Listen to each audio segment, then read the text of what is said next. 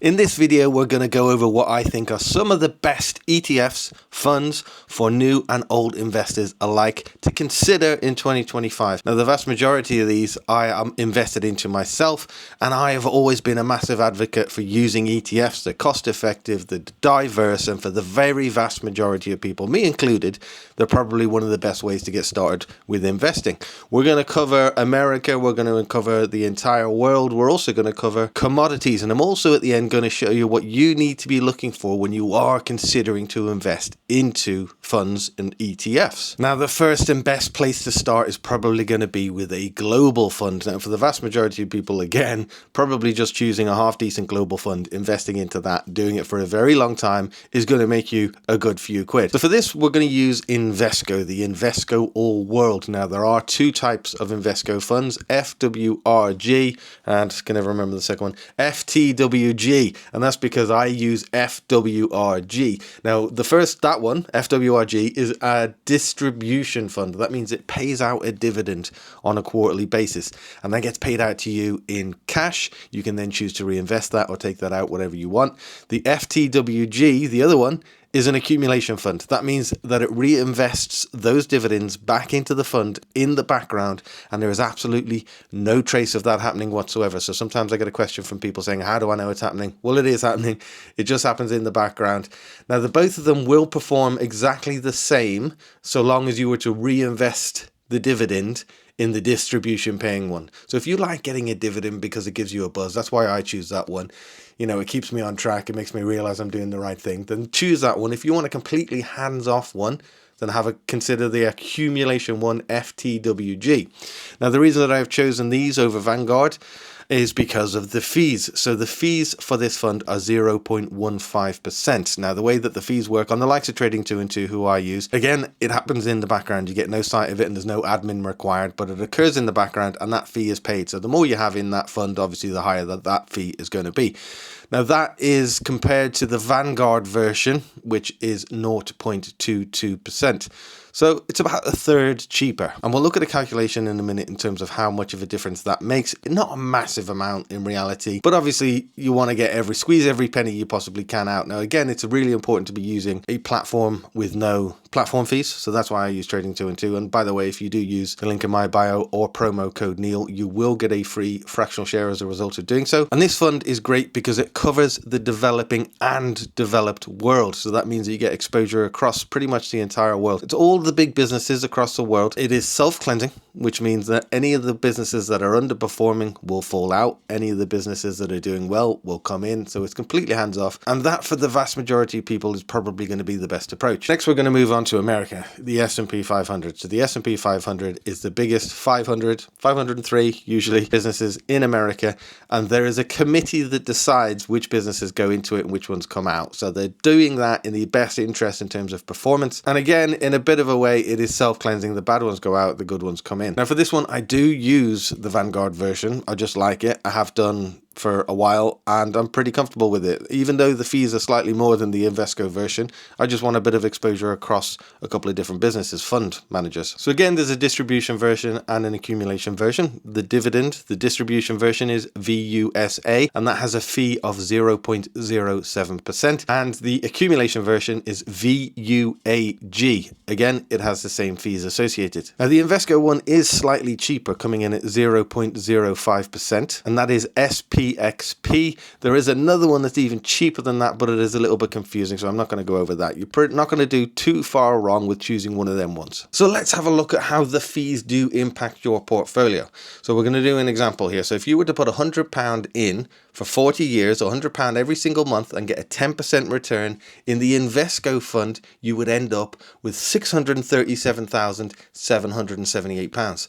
That's a fair few quid. Now, that's the one that is ever so slightly cheaper, 0.05%. Now, in order to calculate what that works out as if you were to do the Vanguard one, which is slightly more expensive at 0.07%, we just take 0.2% off our gains. So we assume now that we're going to get 9.98% return over the course of the 40 years, still putting £100 in per month. And then that would end up with a pot of £633,900. Now, the difference, therefore, between the two is £3,878. So the Invesco one is going to make you £3,878 more in total over 40 years. So still a few quid, not to be smirked at, but it just goes to show that don't get too bogged down by fees. They are important, but when we're talking fractions of percent here, they make very little difference in the long run. Obviously, even in the shorter term, it makes even less of a difference. Next, we're going to look at an ETC. An ETC is an exchange traded commodity. So we've got the old world covered. We've got the S&P 500 covered. And now in order to be truly diverse, we need to also have different asset classes. So an ETC, basically this one is a gold ETC, exchange traded commodity, instead of ETF, exchange traded fund. For this, we're going to use SGLN. Here it is here. Have a look at the performance over the course of the last year. It is up 37%. Now, there's obviously no guarantee it's going to continue to be up at that rate, but gold has far exceeded pretty much any old world, any S&P 500 over the course of the last year.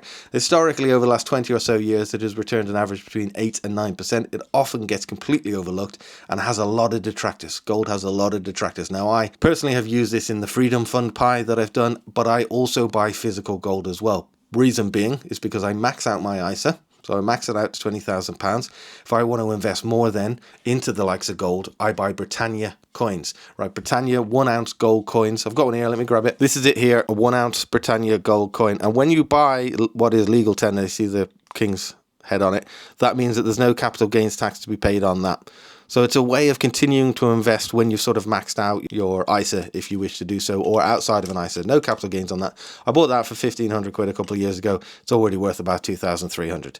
Pretty good going. However, for most people, it's probably going to be easier just to use a fund. So SGLN is the fund from iShares, and the fees on that are coming in at 0.12%. So a bit more expensive than the other two.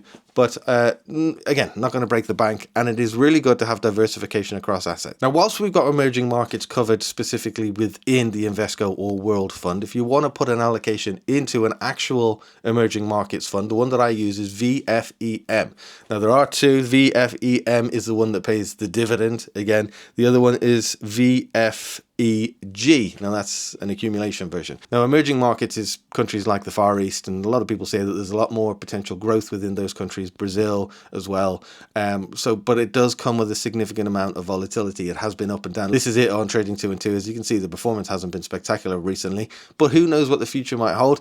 And as I said, a lot of people think that there's a lot more growth potential in those countries because of the population, because of the speed with which they're developing at the moment. Now, these clearly are just some examples of some funds that I like. They might not be for you. What you need to do is make sure that you're investing into something that you've researched and you're comfortable with. So how do we actually find a fund that works for us? Well, the best place to start is by Googling that ticker symbol. So, for example, FWRG, the Invesco one, followed by the word fact sheet. And that will bring up all of the information in there. Now, you're looking for some key information to start with. First thing you're looking for is the fees, which is sometimes denoted as TER, which just stands for total expense ratio. So those are the fees that you're going to be paying on that fund. Make sure you're comfortable that they're not too much. So the ones we've mentioned are pretty cheap, but you can get some that are well over 1%, believe it or not. And that really has a detrimental impact on the growth of your portfolio. For every 1% that you're losing, by the time you come to retire, your portfolio will be 25% less than it should be if you hadn't been paying that fee. Next thing you want to look for is liquidity. That means basically that the fund is big enough, has enough money invested into it. So if it's not got a lot of money invested into it,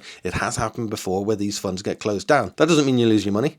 They just close the fund down and they give you your money back. It isn't worth their time. They're not making as much as they could if they were in a different type of fund. So they basically close it down. So you want decent liquidity. This also enables you to very easily buy and sell. So there's a lot of money invested into it. Have a look at that and make sure that you're comfortable that that is the case. So once you've got the fact sheet as well, you need to read the description. You need to understand how it tracks against an index and how it has historically performed versus that index. So the index basically is the performance base of, for example, the S&P 500. So the real performance of the S&P 500. These are ETFs, so they track against that performance. So how closely has it tracked against it? So you can need to do a bit of research in terms of understanding that. There are a number of different websites where you can do that on. One of the best is probably just ETF. Have a look at that. Does it cover the developed and developing world? And do you want it to cover the developed and developing world? Is it leaning heavily towards dividend or is it leaning more towards growth? What is the approach? What has the performance been historically. Now, of course, that's no guarantee of what it's going to do in the future, but just having a check over these few things is going to set you in a good standing point.